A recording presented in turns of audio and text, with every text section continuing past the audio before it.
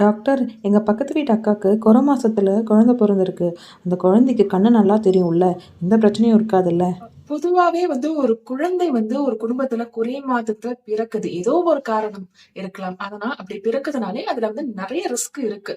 So அதோட பேரண்ட்ஸ்க்கு ஒரு ரொம்ப டென்ஷனும் இருக்கு. ஏன்னா குழந்தை தனியா என்ஐசியூல இருக்கு. அம்மா தனியா இருக்காங்க. குழந்தையும் அம்மாவையும் ஒரு ஃபீட் பண்ண கூட முடியாத சுச்சுவேஷனே இருக்கலாம். ஸோ இந்த மாதிரி சுச்சுவேஷன்ல ஒரு இம்பார்ட்டன்டான விஷயத்தை மிஸ் பண்ணக்கூடாதுங்கிறதுனால தான் இந்த பதிவு. ஸோ இந்த மாதிரி குழை மாதத்துல பிறக்கிற குழந்தைங்களுக்கு கண்ணில் என்ன பாதிப்பு வரலாம் நம்ம பார்க்கலாம். ஸோ அந்த மாதிரி இருக்கவங்களுக்கு ஆக்சிஜன் வைக்கலாம் என்ஐசியூல வச்சிருக்கும் போது. அந்த மாதிரி இருக்கும்போது ஜென்ரலாவே 34 வாரத்துக்கு கீழே இருந்துச்சுன்னா குழந்தைங்களுக்கு பாத்தீங்கன்னா அந்த ரெட்டினான்னு சொல்லுவோம். ரெட்டினானா கண்ணோட விழித்திரை. விழித்திரையில வளரக்கூடிய ரத்த நாளங்கள் பாத்தீங்கன்னா பாதி தூரம் தான் வளரும். ஆக்சுவலா இவ்வளவு தூரம் வளரணும் ஃபுல்லா.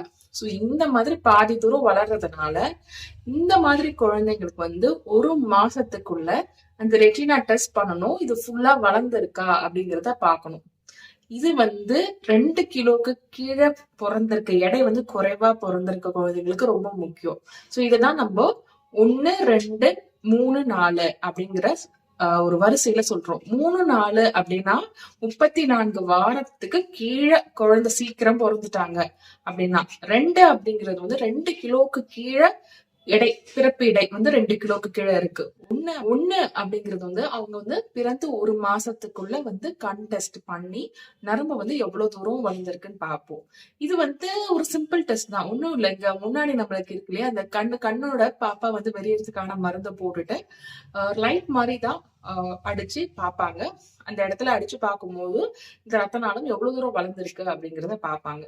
சோ இதனால குழந்தைக்கு வலி இருக்காது, பெரிய ரிஸ்க் அப்படிங்கிறது இருக்காது. ஏன்னா கூடவே குழந்தை நல மருத்துவர் இல்லைன்னா ஜெனரல் பிசிஷியன் அவங்கள கூட வச்சுட்டு தான் இந்த டெஸ்ட் பண்ணுவோம். இந்த மாதிரி நான் சொல்றதோட பேர் இங்கிலீஷ்ல என்ன சொல்லுவாங்கன்னா ரெட்டினோபதி ஆஃப் ப்ரீமெச்சூரிட்டி. தமிழ் நம்ம எப்படி எடுத்துக்கலாம் அப்படின்னா குறைந்த மாதத்துல பிறந்திருக்க குழந்தைகளுக்கான ஒரு ரெட்டினா பிரச்சனையா நம்ம எடுத்துக்கலாம். சோ இந்த டெஸ்ட் நம்ம கண்டிப்பா பண்ணணும். எஸ்பெஷலி 1, 2, 3, 4 இருக்க குழந்தைகளுக்கு. உங்க மகப்பேறு மருத்துவர்கிட்ட இந்த மாதிரி கண் டெஸ்ட் பண்ணணுமா அப்படிங்கறத கேட்டுக்கிறது நல்லது. அதே மாதிரி அருகில இருக்கிற கண் மருத்துவரோ இல்லைன்னா அரசு மருத்துவமனையோ நாடி இந்த டெஸ்ட்டை நீங்க பண்ணிக்கிறது நல்லது. இது பேர் ROP ஸ்கிரீனிங் டெஸ்ட். இது போன்ற நல்ல வீடியோவுக்கு டாக்டர் சனியோ காயத்ரிய ஃபாலோ செஞ்சுக்கோங்க. Stay connected.